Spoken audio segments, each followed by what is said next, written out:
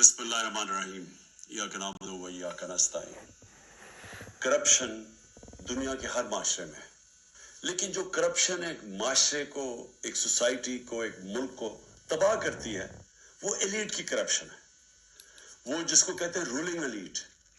जब वो चोरी करना शुरू करती है, जब प्राइम मिनिस्टर पैसे चोरी करता है, जब उसके मिनिस्टर्स करते हैं, जब प्रेसिडेंट्स करते हैं, या फिर जिसको क्रोनी कैपिटलिज्म कहते हैं कि वो बड़े बड़े बिजनेस हाउसेस के साथ मिलके जब चोरी करते हैं, तो उससे मुल्क तबाह होता है।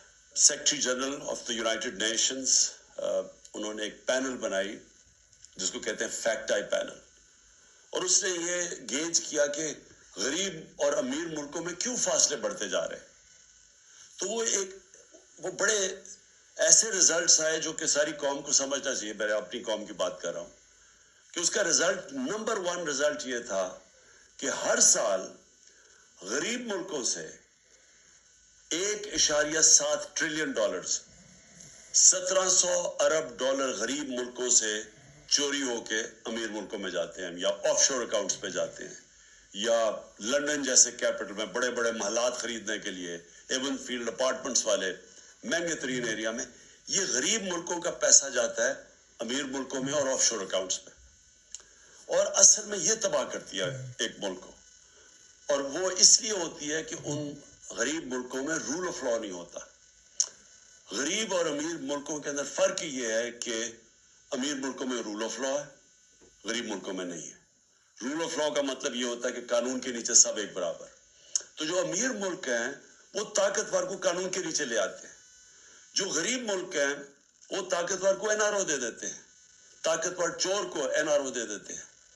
और तबाह ताकतवर की चोरी का होता है। एक मुल्क तबाह तब होता है क्योंकि छोटा चोर कितना पैसा चोरी कर लेगा, वो पैसा क्या करेगा, चोरी करके जमीन में अपने घर के नीचे दबा देगा।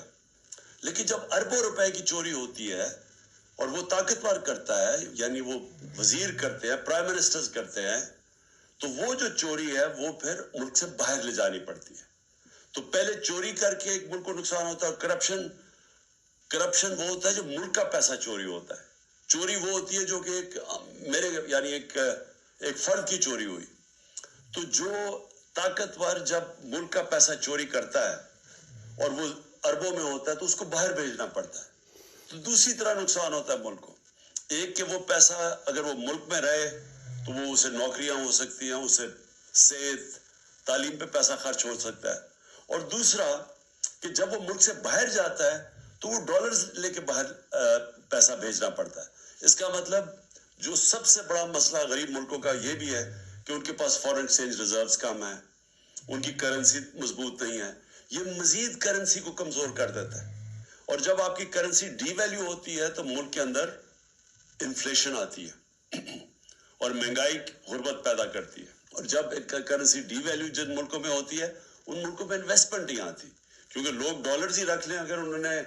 अगर एक मुल्क में पैसा लगाना है और उस मुल्क की करेंसी की वैल्यू नीचे जा रही है तो वहां इन्वेस्टमेंट नहीं आती। तो इसीलिए मुल्क गरीब हो जाते हैं।